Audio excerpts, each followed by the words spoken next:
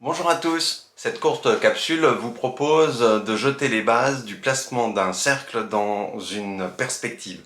En fait, comment orienter et placer votre ellipse sur une face carrée dans une perspective 30-60. Ce travail est la base de tout placement d'ellipse en perspective.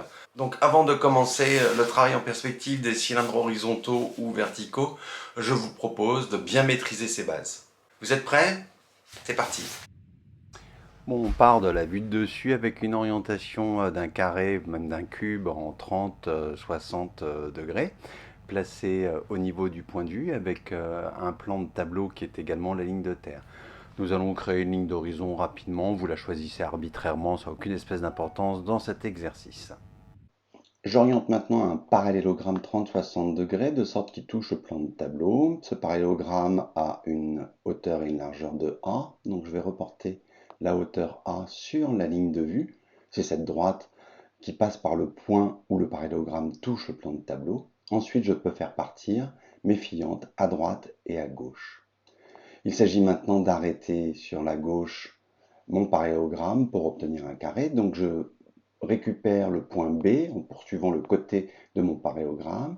Je récupère le point de B sur la ligne de terre. Je peux faire partir une fuyante sur la droite. L'intersection avec la ligne de base me donne la position de l'arête verticale du carré. Je procède de la même façon à droite, même si pour mon pavé droit, ici, cette dimension n'a peu d'importance.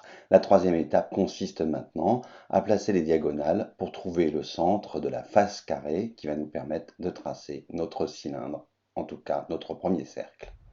Par ce centre, nous faisons passer une verticale et une horizontale, et avec l'intersection avec les arêtes du côté, nous allons trouver les centres de chaque arête.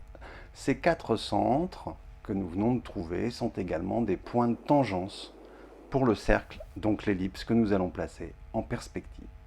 Par le centre, nous faisons passer une fuyante, qui est ce qu'on appelle l'axe mineur, ou l'axe sur lequel on pourra orienter le petit axe de l'ellipse. Cet axe est également un axe de symétrie pour dessiner l'ellipse. Bon, une fois que vous avez ces quatre points de tangence, orientez votre dessin pour être en position de dessiner une ellipse confortablement. Avec l'outil de reconnaissance automatique, vous passez par les quatre points de tangence et vous récupérez votre ellipse. Orientez-la un petit peu de sorte qu'elle soit bien symétrique par rapport à l'axe vert, l'axe mineur. Une fois l'ellipse dessinée à la main, nous allons utiliser les traces ellipses du logiciel pour pouvoir placer et orienter une ellipse correctement. Donc pour ça, on se place au centre de la face, on oriente l'ellipse de sorte que le petit axe soit sur l'axe vert, donc confondu avec l'axe vert, et ensuite on règle le rayon et l'ouverture pour faire en sorte que les quatre points de tangence soient atteints. Une fois cette ellipse orientée et calibrée, vous pouvez la tracer. Alors, une fois que c'est fait, il y a quand même quelques points à vérifier pour s'assurer que le dessin est correct. D'abord, assurez-vous que le petit axe est bien confondu avec l'axe vert.